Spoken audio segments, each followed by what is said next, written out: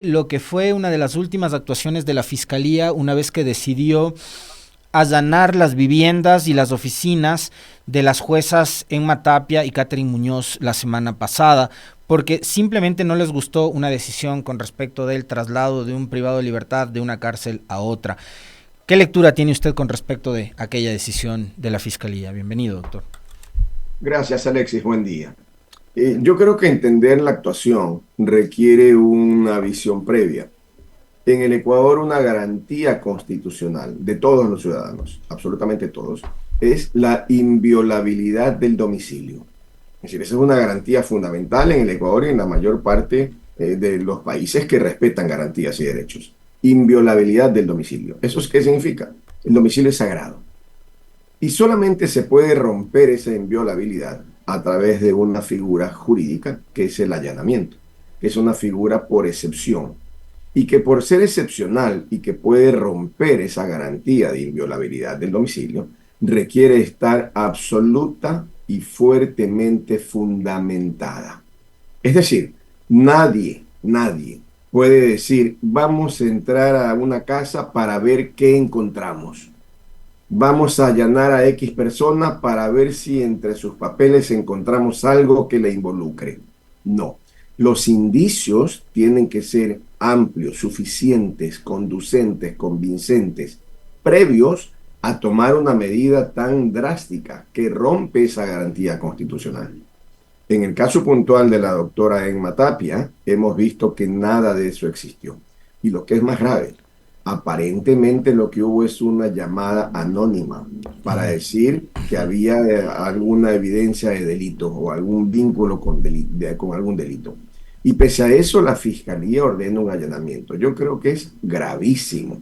Gravísimo si se tratara de cualquier ciudadano de este país, pero especialmente grave cuando se trata de magistrados de la Corte Nacional de Justicia. ¿Por qué? Porque el mensaje que se envía es, si ustedes jueces no resuelven como a la Fiscalía le interesa que resuelvan, entonces ustedes quedan a nuestra merced, a nuestra decisión, a nuestra voluntad. Dicho de otra manera, quedan sujetos a nuestra arbitrariedad. Y esto, para un Estado de Derecho, es gravísimo.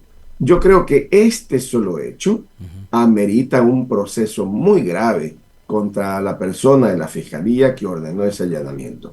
En mi opinión, causa suficiente para procesarlo y destituirlo. Sea que A través de qué mecanismo? Porque, digamos, el que toma la decisión en ese momento es el fiscal subrogante Toainga.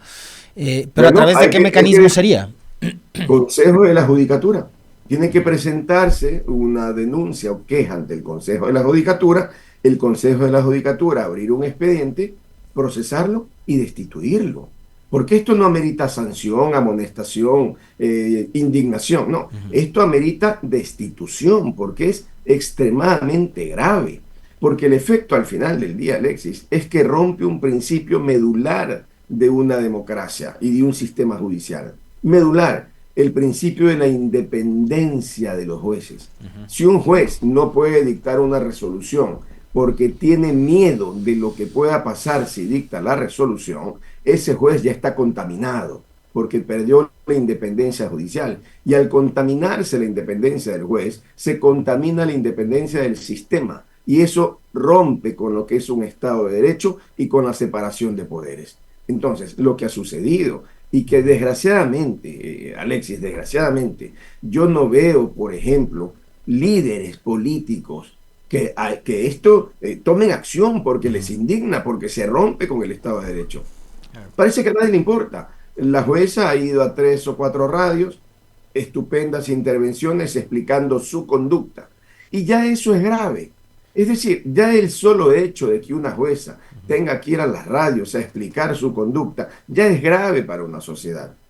Pero, insisto, lo terrible, lo grave, en mi opinión, es que hay un Consejo de la Judicatura que por lo visto no está metida en la dinámica del país, una clase política ausente de los grandes temas. Y estos son los grandes temas para construir una sociedad distinta. Usted ha mencionado dos temas que me parecen que son súper interesantes, doctor, y que amerita quizás alargarnos un poquito más en el análisis.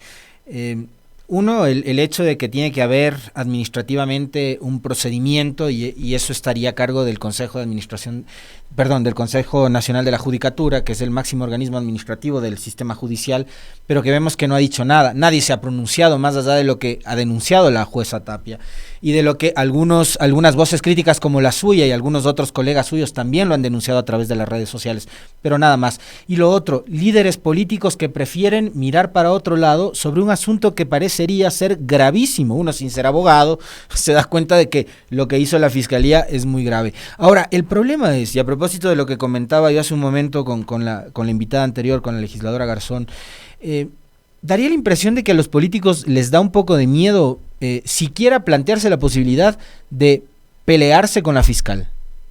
¿Por qué? ¿Por qué le tienen tanto miedo a la señora Salazar? Yo creo que más bien es otra visión, otra lectura, Alexis. Yo más bien creo que se ha ubicado a la fiscal general del Estado como anticorreísta. Entonces, a la clase política le da miedo criticarla porque le da miedo cruzar una línea y que puedan acusarlos de correístas. Eso es lo que yo percibo. Es decir, ¿qué percibo? Cálculo político por sobre el derecho, por sobre la verdad, por sobre la institucionalidad. Entonces, yo miro, por ejemplo, con pena, el hecho de que el Partido Social Cristiano se pronuncie y diga, no, a la fiscal no la vamos a tocar. Allí podría jugar el tema que usted comenta. Esto es, bueno, le tenemos miedo, como Muente está preso, cuidado y se ensaña fiscalía. Allí podría tener sentido. Pero yo me pregunto, otros líderes políticos, los otros, de los 17 candidatos, quitemos al candidato del correísmo y quitemos al candidato del Partido Social Cristiano. Muy bien. 15 binomios. Mutis por el foro, ninguno opina nada.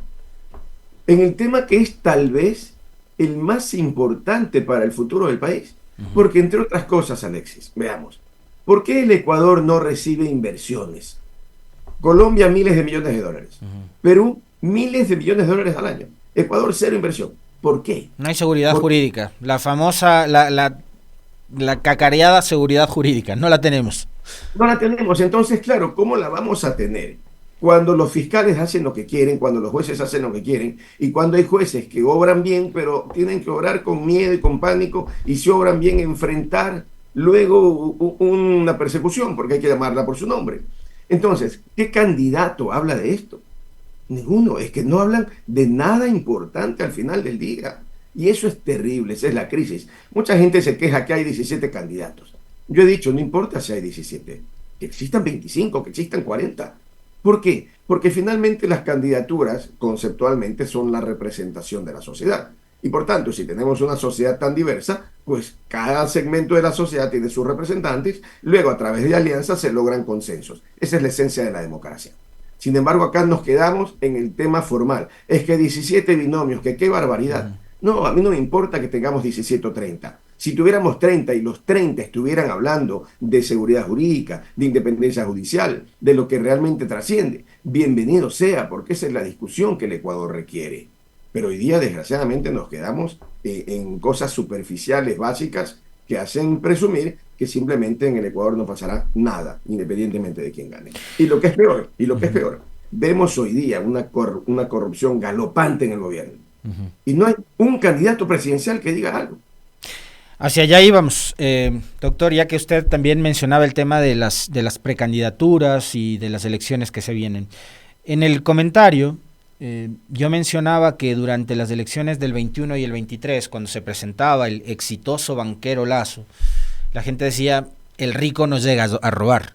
Y después, cuando llegó el 2023, que han querido darle a Noboa la categoría de emprendedor exitoso, cuando todos sabemos que es el heredero de una de las fortunas más grandes de este país y probablemente de las más grandes de la región, tampoco, ¿no? Que los ricos nos llegan a robar, que los ricos, ellos, lo único que hacen es filantropía en la vida y en la política.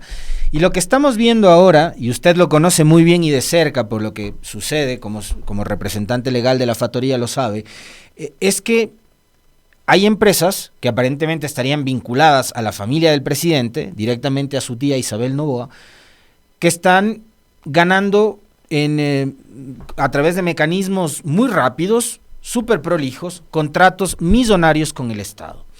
¿Qué decir de eso? La última denuncia, que la ha publicado Radio Pichincha, tiene que ver con que en 50 minutos Petroecuador adjudicó un contrato de $18 millones a Codana, una empresa que estaría vinculada a Isabel Noboa. Gravísimo, gravísimo. Pero además, usted toca muy bien el tema de la factoría. Pero en la factoría, ¿cuál ha sido la defensa, por así decirlo? No, que tiene poquitas acciones. Que como tiene poquitas acciones, no puede ser ilegal, no importa, pero tiene poquito. Vamos al caso Codana. Y la pregunta que debemos hacernos es, ¿de quién es Codana? Codana, los últimos accionistas conocidos fueron dos compañías, Beauport S.A. y Vindelcorp S.A. Luego estas dos compañías le ceden a un fideicomiso domiciliado en los Estados Unidos. Y cuando investigamos quién es el dueño del fideicomiso, es Codana. ¿Y quién es el dueño de Codana? El fideicomiso. Es decir, es un ir y volver. Entonces, ¿qué hacemos? Vamos a los últimos accionistas. ¿Y quiénes son los últimos accionistas? Los que comento, Beauport S.A. y Vindelcorp S.A. El mayoritario, Beauport S.A. ¿Quién es el dueño de Beauport S.A.? Pronovis, con el 98-99%. ¿Y quién es Pronovis? La tía del presidente. Eso sí, no es disputado, ¿verdad? Entonces, al final del día, ¿qué ocurre? ¿Quién es el presidente ejecutivo quien aparece como máximo representante? Empresas de la tía del presidente. Entonces, si se hubiera vendido a un tercero X que no tiene ninguna relación con Pronovis, por así decirlo, entonces pues el presidente ejecutivo no sería la tía del presidente. Entonces las cosas caen por su peso. ¿De quién es Codana? Pues Codana es de Pronovis, y hay que decirlo. Entonces, ¿quién se beneficia ahora sí, directamente, con un contrato millonario? Pues la familia del presidente. Pero es que no es solo el beneficio económico, contrato, si no me equivoco, de más de $18 millones.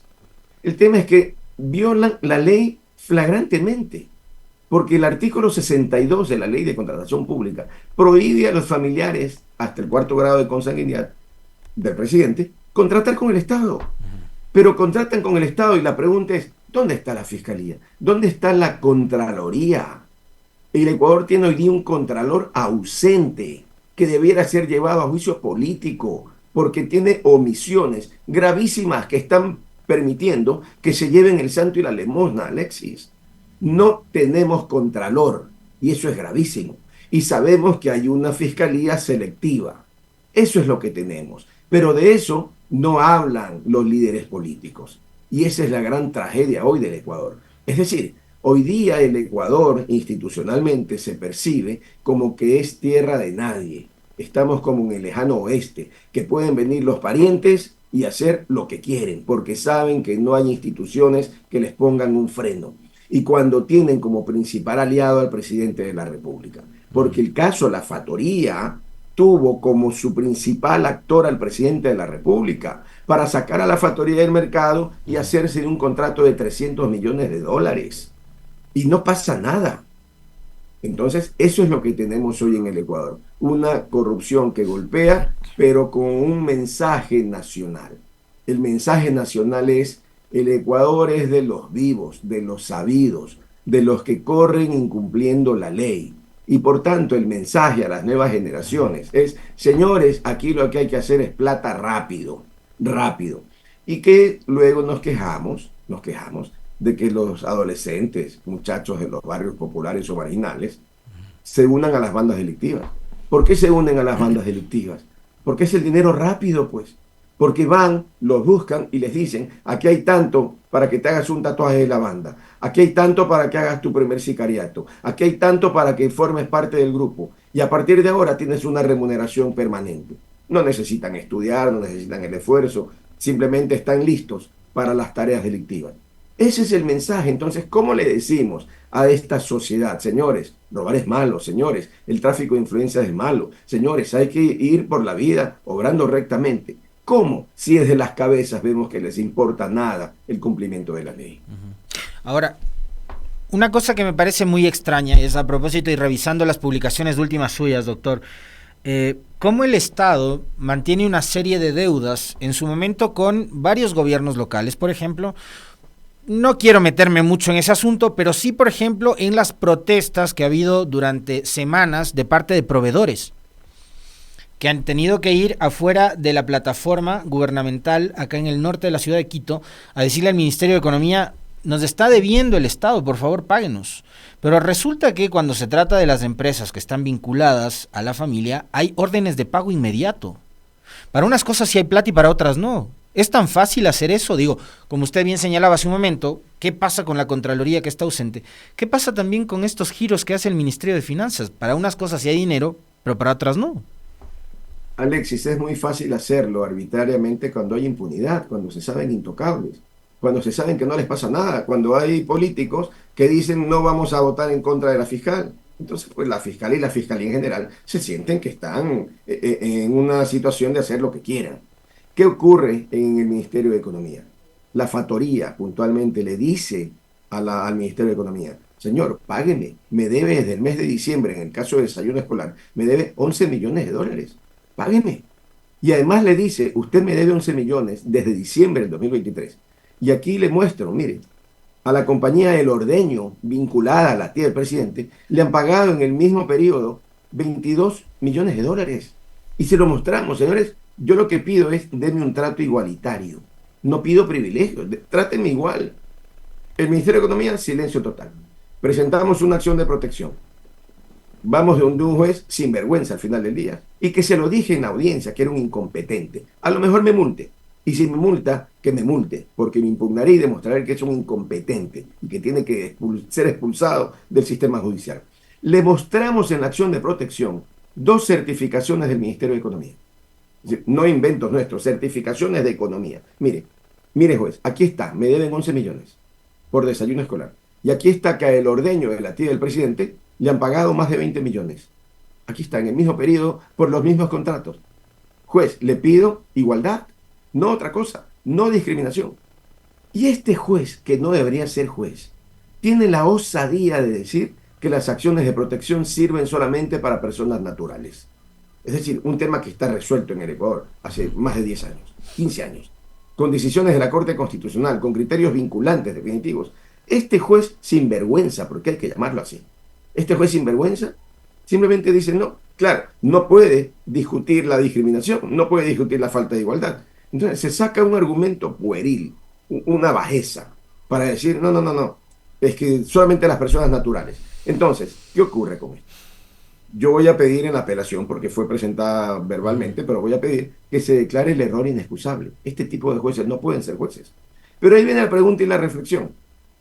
¿Realmente este juez sinvergüenza, y así se lo digo, sinvergüenza, realmente falló así por sinvergüenza o porque ya tiene un direccionamiento desde arriba? Y esa es la gran pregunta. No voy a decir el nombre.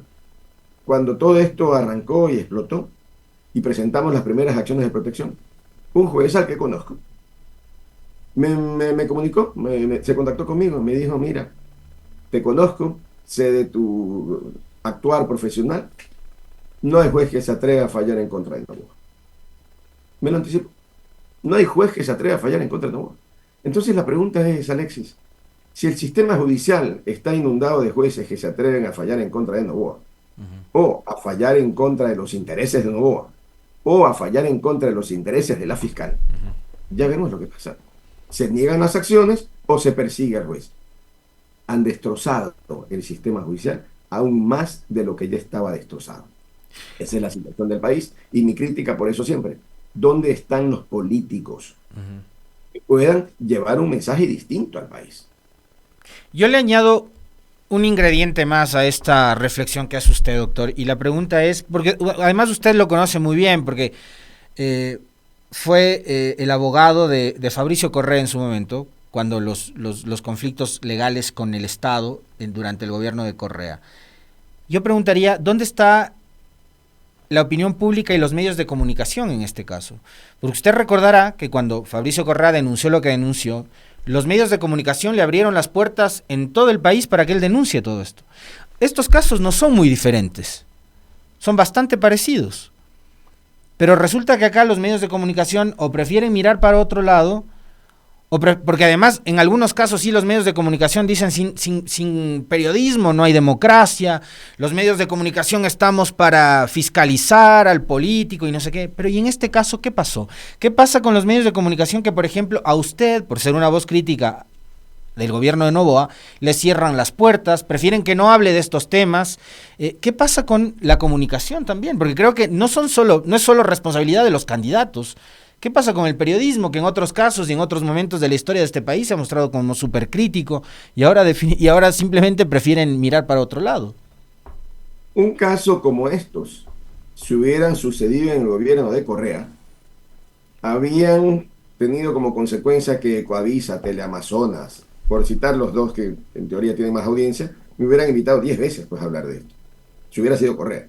Pero desde la época de Lazo, y por supuesto mucho más con Noboa, estoy vetado en esos canales. Y hoy por hoy en algunas radios que inclusive ayudé a salvar, y cito Radio Centro, por ejemplo. ¿Qué es lo que ocurre? Número uno, tienen miedo, enorme miedo. Número dos, están absolutamente alineados al poder de turno, alineados. Tercero, hoy, más que antes, juegan a la política. Juegan a la política. Entonces, de allí que lo que queda es el trabajo de ciertas radios que todavía pueden debatir con pluralismo. Y debo decirlo, Alexis, yo he tenido una postura de toda mi vida anticorreísta. Sin embargo, esta radio tildada de correísta, pluralista, me abre las puertas, aunque yo tenga que criticar a Correa o su gestión. Pero yo pregunto, ¿eso existe hoy, y cito, en Radio Sucre, en Radio Centro, por citar dos? Es que no existe. Es que hoy día gran parte de los medios de comunicación se volvieron medios o militantes o medios dependientes de la pauta y simplemente decidieron cerrar los ojos en la medida en que los cheques les lleguen puntualmente. Y eso nos lleva también a una profunda crisis de lo que es un derecho, otro derecho fundamental, que es el derecho de la información. La ciudadanía tiene derecho a estar informada. Y para estar informada, el pluralismo es fundamental. Pero vemos lo que pasa. Medios absolutamente comprometidos con el poder de turno, ya ni siquiera con una tendencia, con el poder de turno. ¿Hace cuánto, por ejemplo, Diario El Universo no saca una noticia importante sobre estos temas? Lo poco que queda, es el Diario Expreso con la columna de Aguilar. Lo poco que queda.